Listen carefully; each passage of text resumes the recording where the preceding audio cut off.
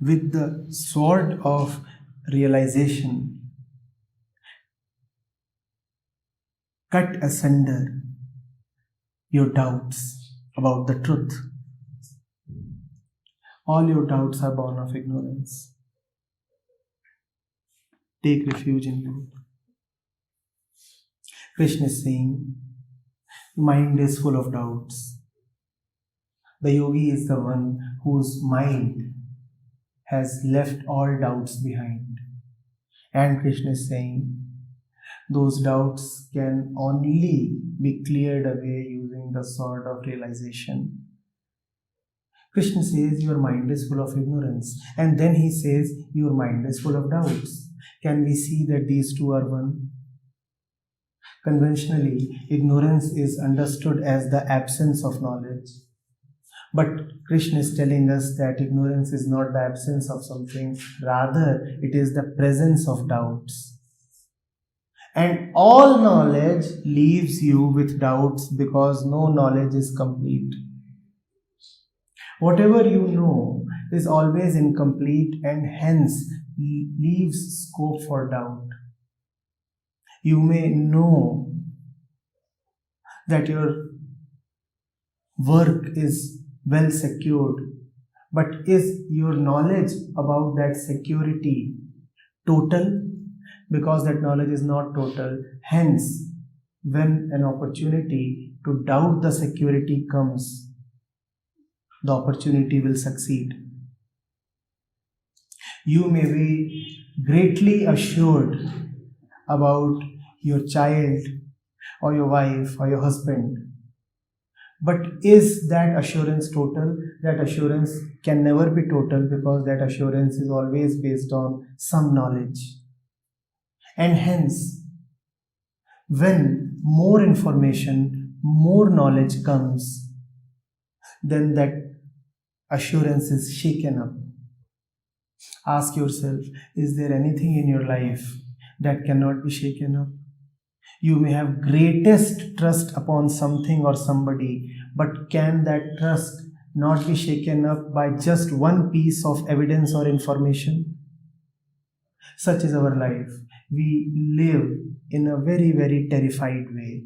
We are not certain at all. We know that one particular message on our mobile phone, one particular email, or one particular floating bit of rumor can totally disturb and unnerve us.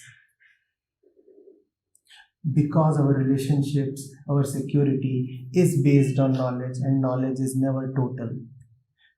That knowledge which is never total gives rise to doubt, and that is called ignorance. Kindly understand how Krishna is defining ignorance. Ignorance is not the absence of knowledge. Ignorance is reliance on knowledge.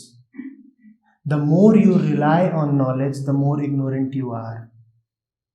The more you rely on knowledge, the more laden with doubt your life would be.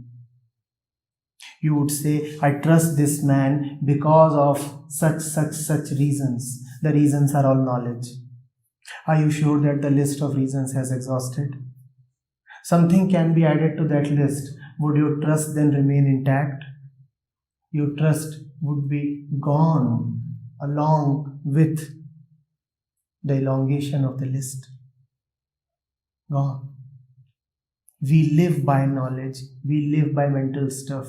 We live by elements of consciousness.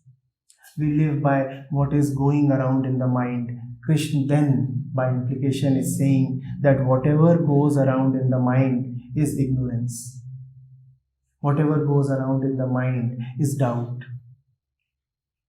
Now, this really dents our confidence because our sense of worth, our sense of self, our sense of the world itself comes from what we know, rather what is stuffed in the mind.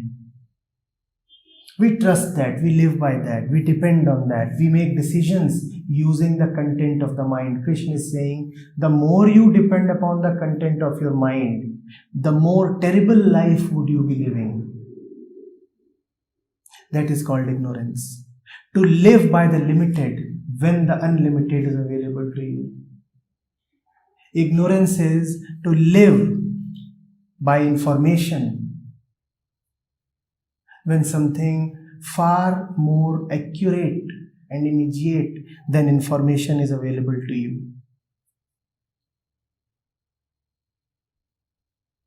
And the yogi is the one who has obtained freedom from the tyranny of the mind, which in turn is the tyranny of consciousness, which in turn is the tyranny of knowledge. Mind you, all knowledge is external. Try it out. Think of something that has not come to you from outside. Your language, your thoughts, your emotions. Is there anything that is innate to you? And because it has always come from outside, you can never be 100% assured of it. That lurking doubt always remains, and that lurking doubt is the hell of our lives. We cannot sleep properly. We cannot go into total relaxation, which means that we will forever be deprived of freedom, because freedom is just another name for total relaxation. Enlightenment too is just another name for total relaxation. How can one relax when one is not sure whether his house would be at the same place when he returns the next day? How can one relax when one is not sure whether his body would be there the next day? That which we live by, our body and mind too, are bound to be taken away by time because they have been given to us by external situations. It was a coincidence that your father and mother met and this body was born. You had no choice. Just as you had no choice in birth, you also know that death too is going to be just a coincidence. How then can you relax? Krishna is saying the yogi is the one who no more lives by coincidences. Instead, he lives by something that is far more fundamental. He lives by something that was not given to him by time and hence would not be taken away by time. Do we see this? What is this sword of the self? What is this sword of the truth that Krishna is imploring Arjun to use? It is nothing but the basic power to directly know. He is in fact telling Arjun, just as you are listening to me with attention, can you move through life with attention? Obviously, you are realizing what I am saying at this moment, because if you are not, then what I am saying is going waste. And if you can realize it right now, why can't you live in realization every moment? The only way to move into the truth is by examining the false, and the false is always available for examination. False is nothing but the total content of our lives. We live in that, we bathe in that, we breathe in that, we wallow in that. To our left is that, to our right is that. Outside is that, and in our inside too is that. Wherever we look and whatever looks, there is just that. Krishna is saying, look at it. This looking is the sword. This seeing is the sword. If you can hear rightly, if you can look rightly, and that rightness is no method, that rightness is no particular way, that rightness is just total honesty. If you can listen with honesty, if you can be present with honesty, if you can look with honesty, then you would have gained freedom from the world, then you would have gained freedom from all that which lurks as doubt in the mind. Looking, you will find that Doubt exists because you have placed your hope upon something that is limited. In fact, your doubt is certain and your doubt holds true. The moment you put your hope upon something, a doubt arises. Have I put my hope upon the right thing? Have I related to the right person? Am I wedded to the right ideology? The doubt is right because you are not wedded to the right ideology, because you have placed your hopes upon the wrong man. That does not mean that there is any right man, because whatever be the ideology, job, situation, thing or person, he is going to be limited, and what you want is something unlimited.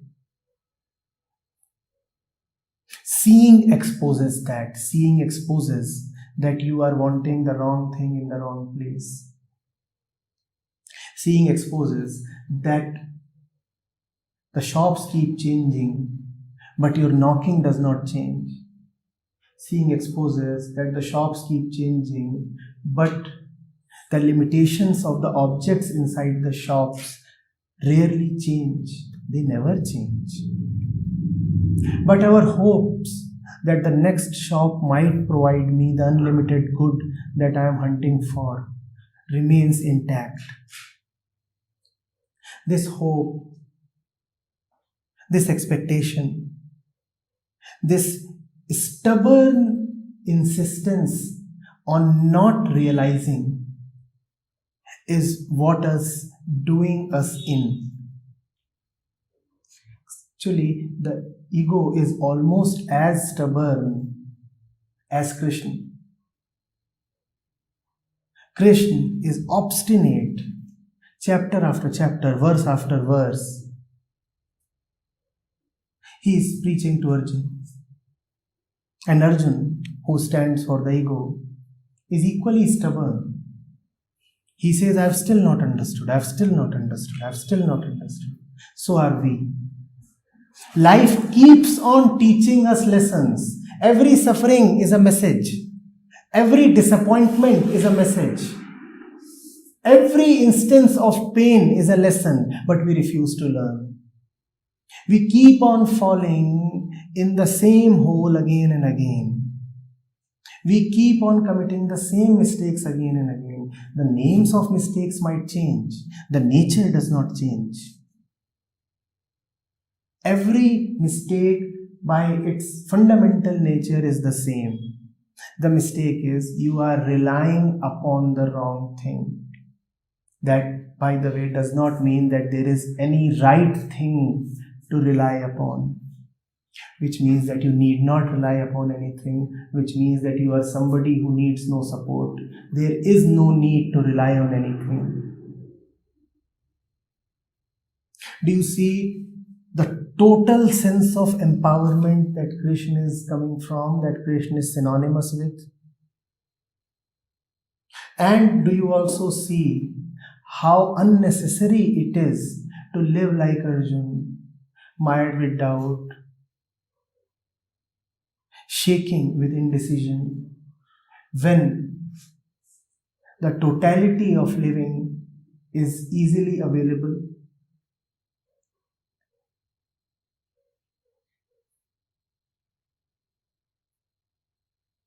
The yogi is the one who is not running from shop to shop. The yogi is the one who is not looking at the world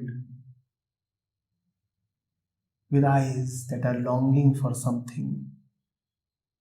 The yogi is the one who has realized that what he wants will never be available in the world. And that does not disappoint him, because it means that what he wants is something that is not of the world and hence of himself. It is good news. It is not out there. It is not out there. It is not out there.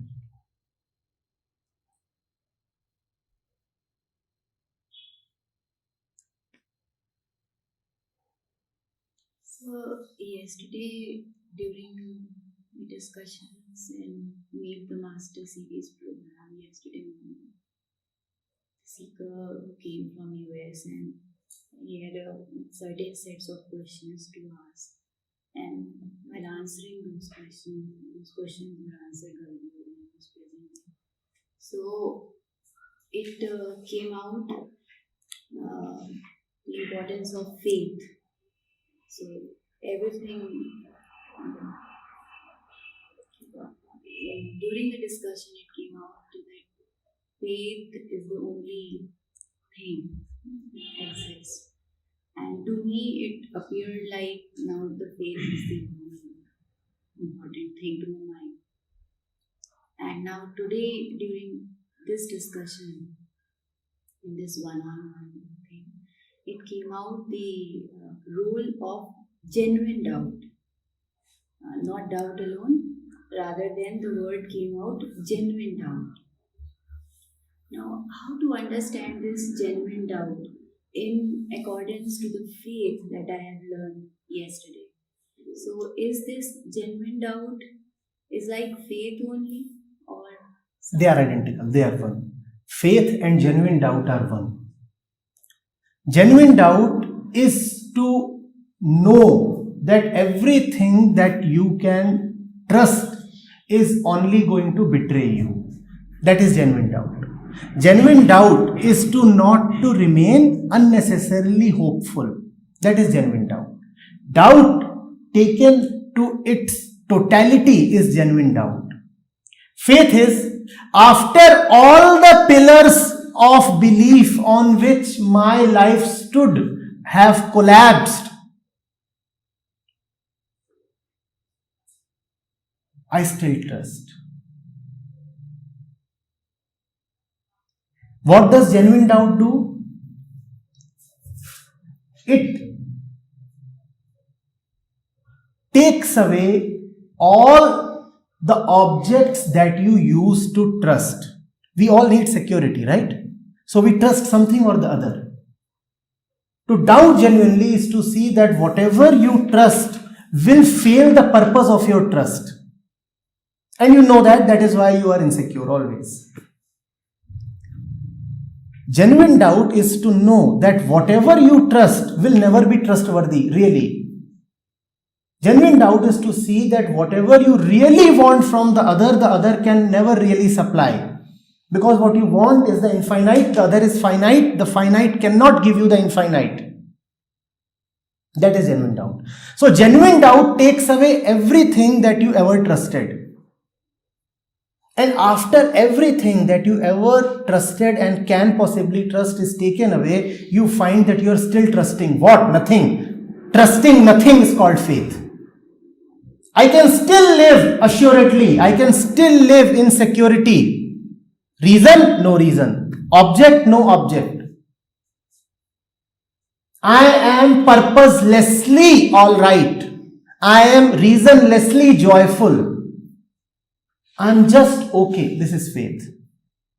If your welfare is dependent on an object, then your welfare will always be compromised by the limits of that object. When your welfare is independent of any object, that is faith. I am alright and I will continue to be alright, but why? The why is nonsense. This is faith. I am just alright for no reason. I was always alright. I will continue to be alright. Can you explain? The explanation is nonsense. This is faith. I cannot be taken away from myself. The real can never be separated from me. How do you know? The how is nonsense. This is faith. I just know. I just know. Even if everything betrays me, even if all that I have ever held to be valuable deserts me, yet nothing would essentially change in me. This is faith. Faith is to love without explanation. Faith is to celebrate without occasion. Faith is to know without knowledge. Faith is to leap